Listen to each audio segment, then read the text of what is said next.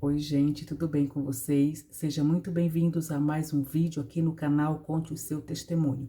Muito obrigada a você que está passando aí pela primeira vez. Fique conosco até o final do vídeo. Você que já tem passeado aí pelos vídeos, obrigada também. Se caso você não se inscreveu, se inscreva. Se você já é inscrito, muito obrigada. E nos ajude a impulsionar esse canal para frente. Vamos levar ele para frente para que nós venha contar aqui testemunhos, milagres, para que nós venha contar aqui história de superação, coisa linda que temos aqui. Dá uma passadinha, uma passeada nos vídeos aí que vocês vão ver quantos testemunhos maravilhosos nós temos aqui que as pessoas têm a ser nos enviado.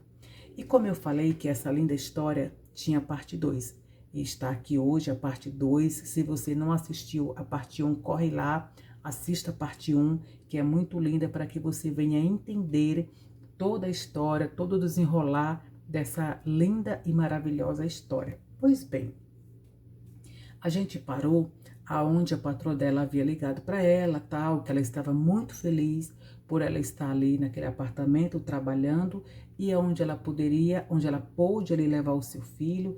E ela termina aqui, a gente terminou no vídeo anterior, que é que para ela estava tudo maravilhoso. Continuação. Aos poucos, eu sabia que eu ia aprender a fazer tudo ali. Uns 3 meses depois, eles mandaram um funcionário deles ir comigo tirar os meus documentos e registrar o meu filho, pois viemos só com a cara e a coragem. Com os documentos em mãos, eles me falaram que eu seria registrada como funcionária daquele posto de combustível, mas que eu trabalharia na casa deles, mas que eu teria todos os meus direitos garantidos, como férias remuneradas, descanso, 13º, enfim, tudo que uma pessoa que é registrada tem direito por lei, eles também estavam dando, claro, esse direito a ela, ok? Então vamos continuar. Como eu falei que é uma história bem longa e às vezes eu acabo me perdendo aqui um pouquinho no e-mail, ok? Deixa eu continuar aqui. Do posto de combustível, mas que eu trabalharia na casa deles, ok? Era o que eu queria por causa do meu filho. O tempo passou, meu filho foi para a creche, pois ele já estava com 3 aninhos. E ali eu não tinha férias, porque eu recebia o dinheiro, mas eu continuava trabalhando porque eu já morava ali. Então, continuava trabalhando e a patroa continuava naquela luta com aquela doença. Com 3 anos e 2 meses que eu trabalhava ali, a minha patroa veio a falecer. Para mim, o mundo acabou, pois nós se dava muito bem. Eles não tiveram filhos, então o meu filho eles tratavam como se fosse filho deles. E ali a tristeza foi muito grande, mas continuei trabalhando. Eu precisava do trabalho, né? E nessa época eu já estava com 20 anos e o meu filho com 4. Então pensei em voltar a estudar. Conversei isso com meu patrão e ele falou que por ele tudo bem, que eu poderia voltar a estudar. Então acertei um valor com a esposa do zelador daquele prédio para ela cuidar do meu filho enquanto eu estivesse no colégio. E fui à luta. E como foi puxado. Na época se chamava primário e ginásio. Então fiz tudo isso, mas eu queria mais. E com muita luta, muita dificuldade, eu me formei em administração. Que coisa boa, né? Coisa linda.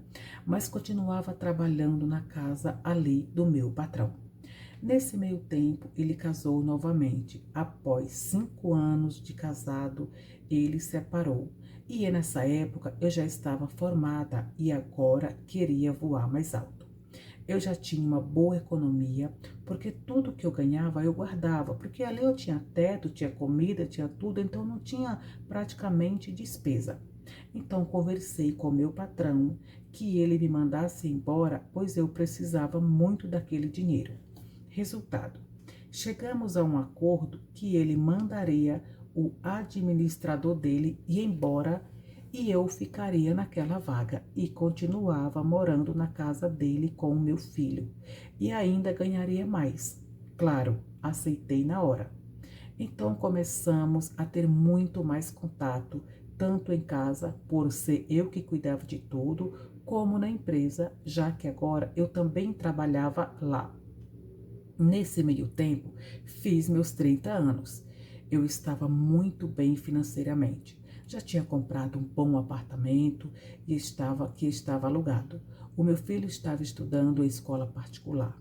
Foi o que o meu patrão pediu ao meu filho. Foi aí que o meu patrão pediu ao meu filho a minha mão em casamento.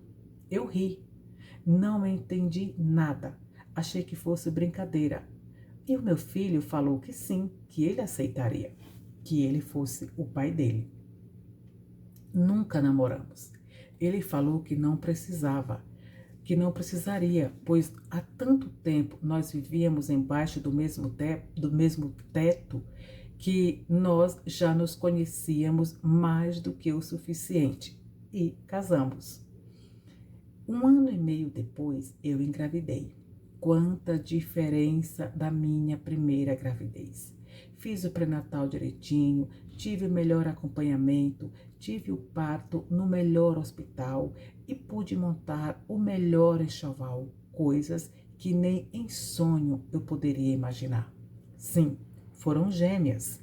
Deus nos presenteou com 2 lindas meninas. Nós não cabíamos em nós mesmos de tanta felicidade. Ah, o meu marido registrou meu filho como filho dele também. Deus me deu além do que eu esperei um dia. Ah, os meus pais, através daquela cidade que vivi e tive o meu filho, foram me procurar depois de muito tempo saber de mim. E fala com um, fala com outro, pergunta outro. Depois de muito tempo, acabou encontrando o caminhoneiro que me trouxe para São Paulo. Recebi um telefonema em casa e a minha mãe estava no outro lado da linha. Ela estava me ligando de Recife, da casa de uma assistente social. Naquele tempo, a ligação era um preço absurdo. Eu pedi para ela desligar, que eu ligaria de volta. E assim ela fez. Ela tentava puxar assunto, mas eu não tinha palavras. Eu não sabia conversar com ela. Eu não conseguia. Falei para ela que quando ela estivesse na cidade, desse um toque no telefone que eu retornaria a ligação. E assim foi por uns 5 ou 6 meses, até que ela falou se eu não pensava em ir lá. Não, eu não pensava em pisar meu pé naquele lugar mais.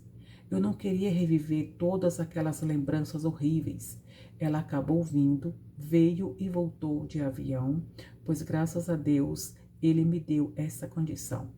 Só que o cristal foi quebrado e não adianta emendar, que não será mais o mesmo. Fiquei sabendo que o meu pai estava muito doente e que os meus irmãos debandaram todos e que, ao seu modo, foram viver suas vidas e até netos eles criavam. Mas o meu filho, ainda no ventre, fomos escorraçados de casa daquele lugar em que morávamos. Mandei que o meu pai viesse para São Paulo. Aqui passaria com bons médicos para saber o que ele tinha.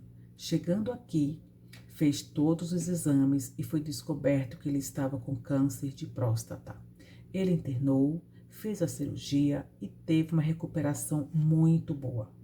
Ficaram ele e minha mãe 3 meses na minha casa, mas o meu filho não consegue reconhecer, aceitar eles como avós. Acho que toda aquela rejeição que ele sentiu no ventre deve ter sido isso. O meu pai hoje está curado, os 2 são vivos, graças a Deus, e sentem uma tristeza absurda pelo que fizeram comigo. Eu perdoei, mas o que eles colhem com a distância do meu filho é inevitável. Eles plantaram isso lá em 68. Meus filhos são todos formados, casados, bem-sucedidos.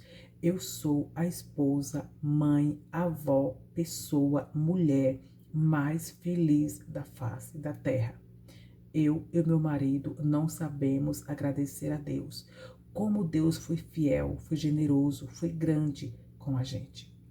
Se eu puder deixar algum conselho, nunca jogue seu filho fora porque ele errou, porque ele aprontou. Pois juntar, colar pedaços, a peça no final não fica mais igual. Imagine se cada erro nosso, Deus nos abandonasse, nos jogasse fora na rua da amargura. Gente, eu falei para vocês que era uma história bem longa. Realmente, a parte 1 e parte 2 ficaram exatamente, acredito que do mesmo tamanho quase, porque é uma história longa, como vocês viram. Mas assim, me deixa muito assim, feliz pelo final dessa história, porque ela poderia hoje ter todas as mágoas, como ela conta que não tem mágoa, porém ela não pode mandar no coração do filho.